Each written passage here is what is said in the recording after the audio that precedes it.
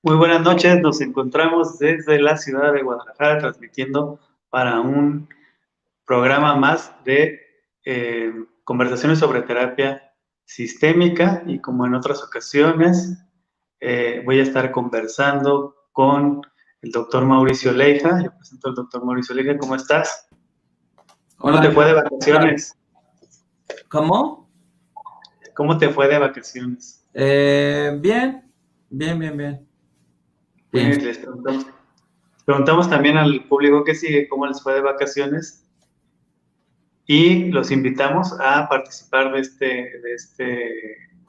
este tema. Hay que recordar que estamos revisando la obra de Lynn Hoffman, Fundamentos de la Terapia Familiar, un marco conceptual para el cambio de sistemas. Vamos revisando el capítulo de las triadas patológicas y en la clase anterior estábamos a punto de ingresar al tema de los triángulos perversos, o el triángulo perverso. Así es. Muy bien, pues bueno, espero que nos manden sus comentarios, que nos manden sus preguntas y poderlos compartir. Hay que recordar que este ejercicio es un ejercicio no de clase formal, sino más bien de conversación y que todos podemos construir o ayudar a construir esta conversación. Tanto Mauricio como un servidor, así como ustedes del otro lado de la pantalla, ¿no? Claro, vamos a estar al pendiente de los comentarios, los vamos a leer, vamos a contestar preguntas. Bueno, pues, ¿cómo ves si entramos en materia y nos platicas lo que es un triángulo perverso, Emanuel? Muy bien, pues bueno, vamos a partir de un concepto muy importante del salto que dan los investigadores o las personas que estaban interesadas en investigar a las familias en ese momento. Hasta ese entonces el foco había sido la diada. Si recordamos, las primeras investigaciones del MRI se centraron en las relaciones diádicas, es decir, las relaciones entre dos personas.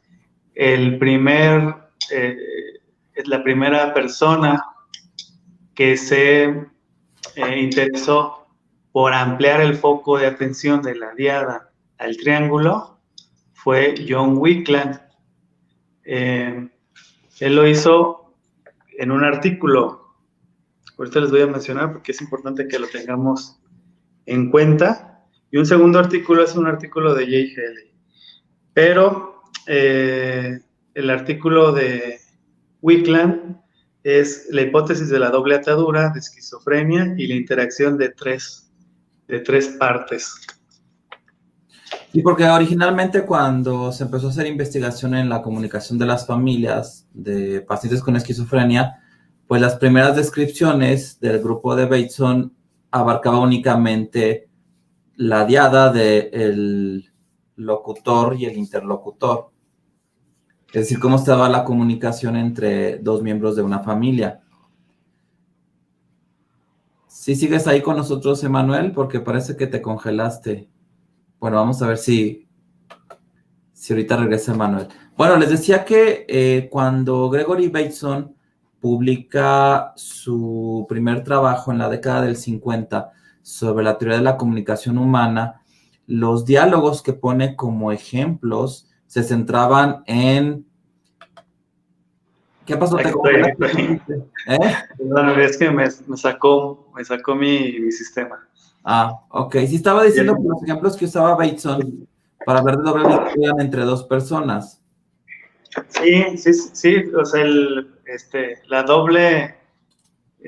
hipótesis de la doble atadura está hecha desde una visión diádica, ¿no? Ajá, Se hablan exacto. y específicamente de la relación madre-hijo, ¿no? Exacto, sí. De hecho, casi no habla del papá. Sí. Y no mete otros miembros de la familia, que pues ahí pues, la visión no era tan sistémica. Entonces John Wickler es el primero en decir, bueno, ¿y qué, este, qué rol juega el padre de familia en esa relación entre madre e hijo, ¿no? O qué rol puede jugar un abuelo, por ejemplo, una abuela en esa relación que tienen madre e hijo. Entonces el artículo aborda ese tema. Entonces ya desde ese momento estamos hablando de una triada, es decir, un salto en el foco de las relaciones diádicas a las relaciones triádicas.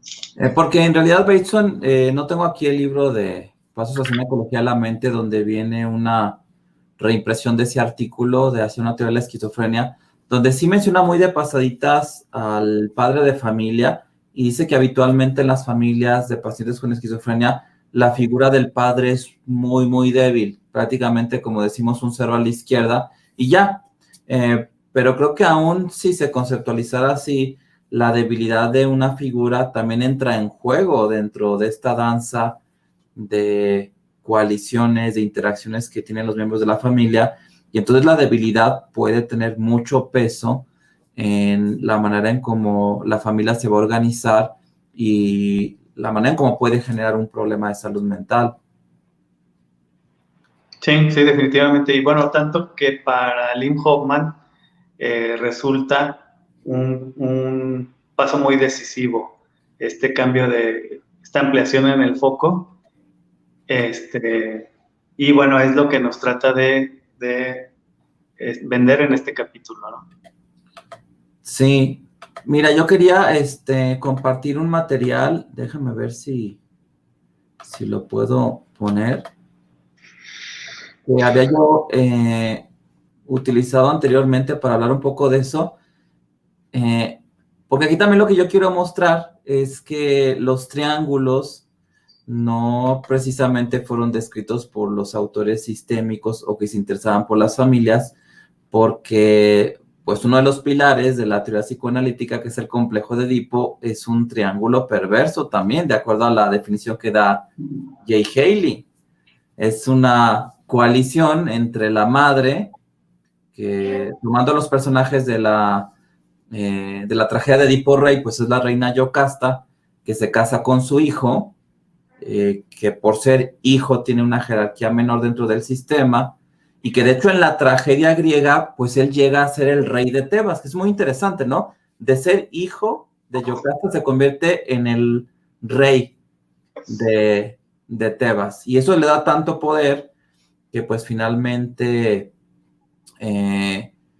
empieza a desafiar una serie de problemas que se empiezan a dar, entre ellos el principal, que es el resolver el enigma de la esfinge, ¿no?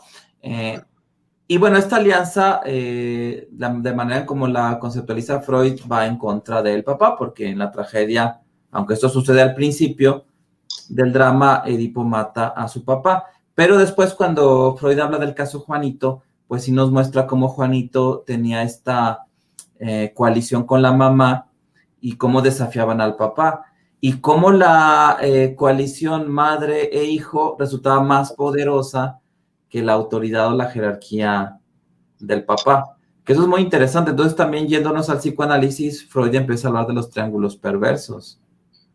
Muy bien, y mira, desde este punto de vista podemos decir que el primer terapeuta familiar de la historia bien pudiera haber sido Sigmund Freud. Sí, bueno, en realidad el caso Juanito, que así se le conoce popularmente, pero que realmente la obra se llama Análisis de la fobia de un niño de 5 años, es un historial de una familia. Y aunque él no hace intervenciones propiamente familiares, sí alcanzamos a ver la descripción de toda la dinámica familiar y alcanzamos a ver este triángulo perverso. Y de hecho también será muy interesante que un terapeuta familiar analizara lo que estaba pasando con la familia.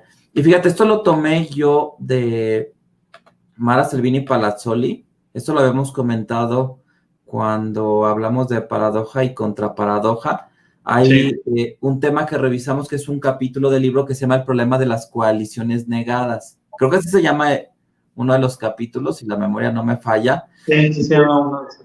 Sí se llama así, ¿no? Sí. Y entonces algo muy interesante es que Mara Selvini, cuando habla de estos triángulos, que la esencia del triángulo precisamente es la coalición, es la negación de esta dinámica y que por tanto representa un desafío para el terapeuta que tiene que medio adivinarla, sentirla, inferirla, creer que ahí está, aunque no exista como un cazafantasmas, ¿no? Y fíjate, dice, en la familia de un adolescente caracteropático pudimos advertir incluso cierta incomodidad en el padre frente a las miradas amorosas intercambiadas continuamente entre la madre y el hijo. En las familias de pacientes anoréxicos, que es un ejemplo que da, la detección de signos indicadores de estas desviaciones intergeneracionales se hace ya mucho más difícil. Es decir, a veces una mirada bajo la lupa de toda la comunicación no verbal que tiene la familia en la sala de terapia nos puede ayudar a ver si existe una coalición y se está formando un triángulo perverso. Pero en casos de trastornos mentales graves, que son los que aborda Mara Selvini y su equipo en sus obras principales, como casos de anorexia o de esquizofrenia, ella decía que era un desafío mayor, que a veces no era tan sencillo poder demostrar que existía ese triángulo. Y de hecho, el hijo que quedaba en la triangulación sufría un proceso de parentificación, se volvía como otro progenitor. De hecho, en el caso Juanito de Freud, el análisis de la fobia de un niño de 5 años, sí vemos que hay momentos en los cuales Juanito tiene un poder mayor que la mamá le da y cómo tiene algunas actitudes como de adulto, como de un padre de familia, e incluso las muestra ante el papá. Pero sin embargo también entraba en la contradicción de que no era un niño pequeño y que si bien de manera paralela era un niño con poder que desafiaba al papá, pues por momentos era un niño también temeroso que no toleraba la presencia o la cercanía de un caballo, tenía fobia a los caballos. Y bueno, Mara Selvini habla de la parentificación como una distorsión subjetiva de la relación, como si el hijo fuese un progenitor. Entonces, yo los invito a leer el caso Juanito, porque nos habla de esta dinámica de los triángulos perversos. Y también algo de lo que casi nunca escucho hablar, pero que está descrito en la literatura sistémica, y esto está tomado de una obra posterior a Paradoja y Contraparadoja, que es Los juegos psicóticos de la familia, y es el concepto del embrollo, que es muy interesante, y de hecho es un fenómeno que lo vemos en la terapia familiar. Es la traición hecha al paciente señalado por el padre preferido. Es decir, puede darse esta coalición, es decir, un padre tiene este acercamiento hacia el hijo para mostrar su poder frente a el otro miembro de la pareja y desafiarlo, pero en algún momento se da una traición y muchas veces esto es cuestión de tiempo. Formulamos la hipótesis de que esta traición hubiese precedido en poco tiempo a la explosión del síntoma y hasta que hubiese sido el factor desencadenante. La hija pseudo privilegiada intuye que ha sido instrumentalizada por el padre o estafada.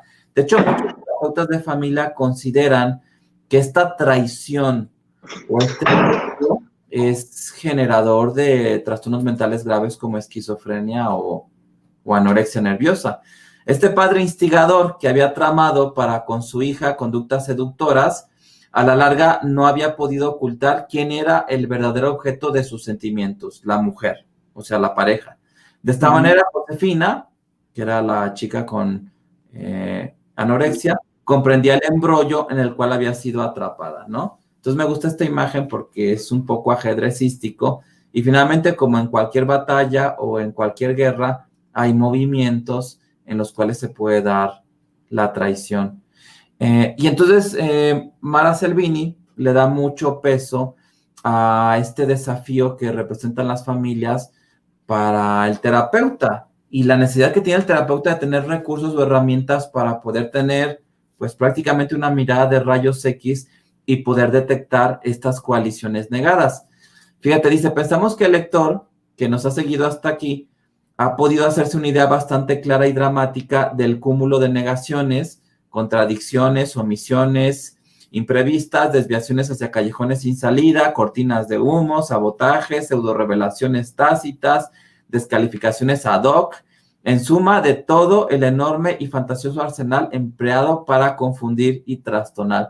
Trastornar prácticamente es una guerra entre la familia y el equipo terapéutico por revelar la verdad. Y algo que se me hace muy interesante, y por eso lo quise traer en este tema de los triángulos perversos, es que hay una maniobra que expone Mara en los juegos psicóticos de la familia, que se conoce como la prescripción invariable, una técnica de terapia familiar que nos ayuda a poder revelar lo que sucede en el sistema familiar que parece no contar con algún triángulo perverso. Dice, la prescripción corta todos estos triángulos de los que forma parte el padre y la madre, tanto en la familia nuclear como en la familia extensa.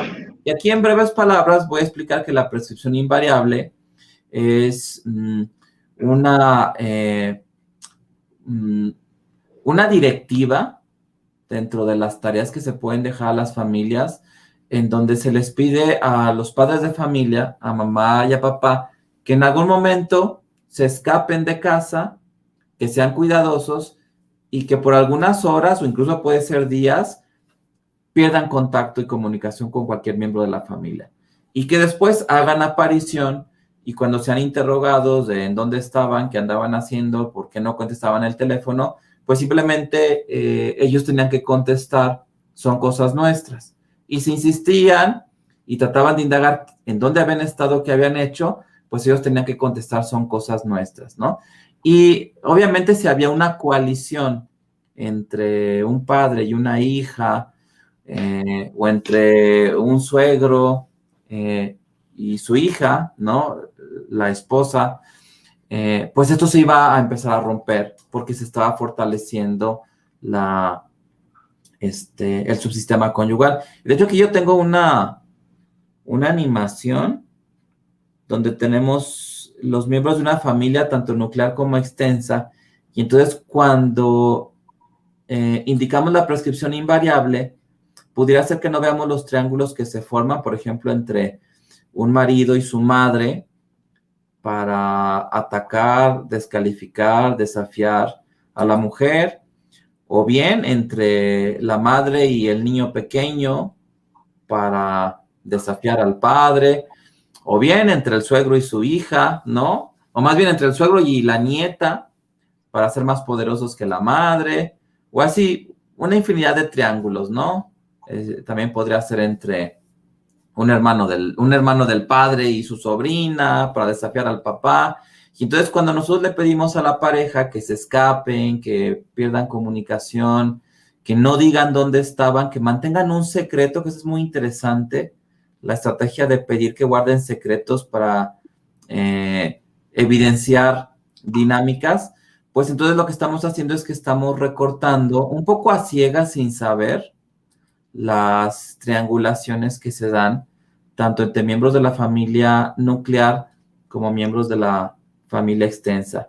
Y así sin saberlo, pues podemos incluso generar una respuesta terapéutica. ¿Cómo ves?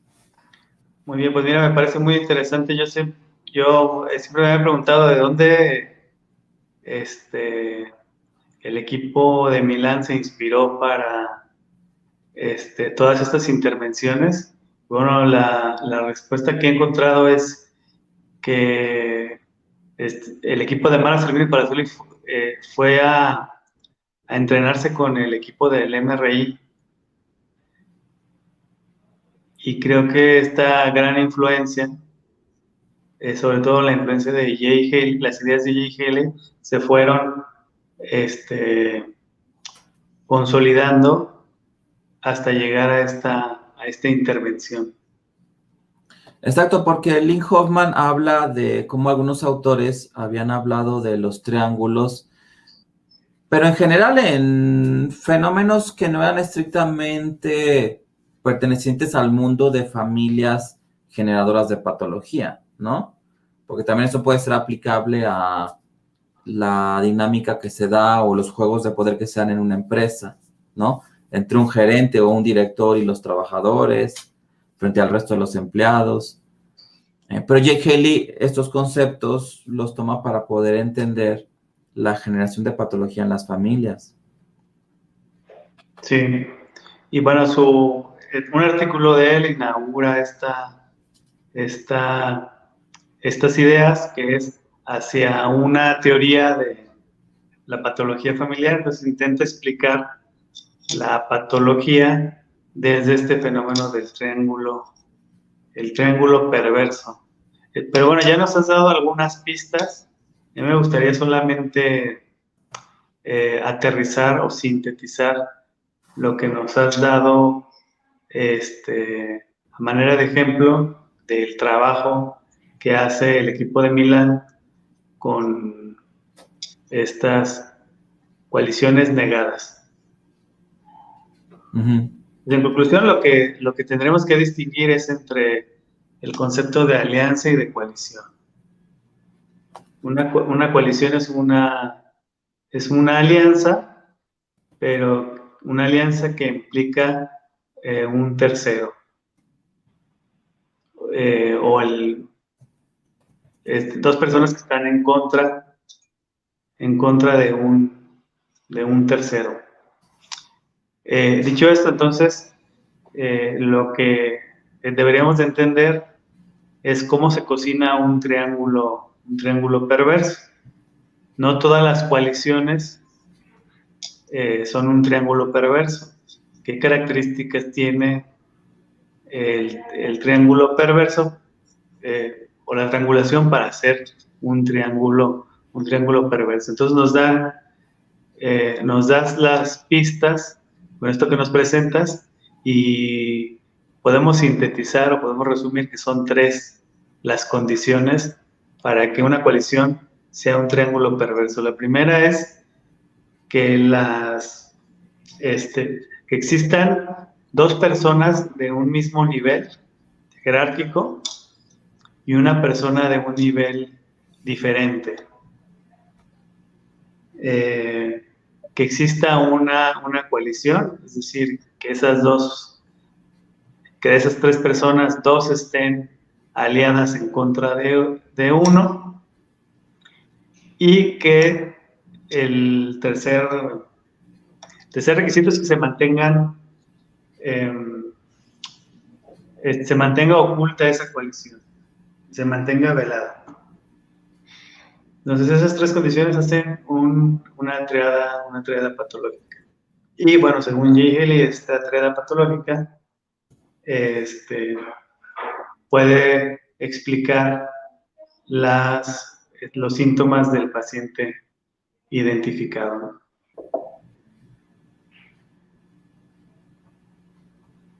Ok, mira, están llegando algunos comentarios. A ver, Ana Gutiérrez, interesante.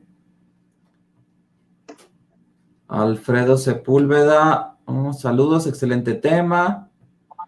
También Alfredo Sepúlveda nos dice, yo trabajo con personas con problemas de consumo de sustancias psicoactivas y las coaliciones son muy frecuentes y es común que uno de los padres sabotea la recuperación del hijo. Sí, de hecho estoy totalmente de acuerdo en que el trabajo en el caso de consumidores de sustancias tiene que incluir a la familia. Y creo que al margen de qué tanta terapia familiar se haga o qué tanto conocimiento de terapia familiar tengan los que trabajan con personas que consumen sustancias, sí alcanzan a identificar que hay problemas en las familias. Araceli del Pilar, buenas tardes. ¿Y qué nos dices? Sutiles. No sé, no entiendo. Pili Ortiz, fíjate que ella fue alumna egresada del diplomado de terapia breve centrada en soluciones. Ok. Saludo a Pili. Ok.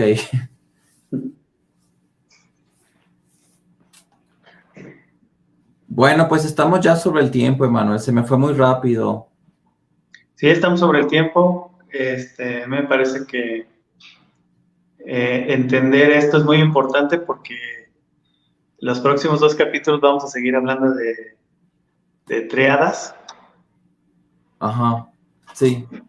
El próximo capítulo habla de la teoría del equilibrio. A mí me pareció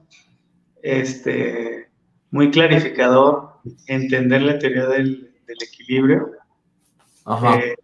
Creo que es un capítulo complicado, difícil de entender por los conceptos que maneja, pero creo que si lo llegamos a entender, nos va a clarificar un poco más este fenómeno de los triángulos y de la importancia que tiene en la terapia familiar. Bueno, entonces en la siguiente transmisión vamos a platicar de este capítulo. Es el capítulo 7, las reglas de la congruencia para las triadas. Que ya conocen este libro, es el que hemos venido estudiando en los últimos meses.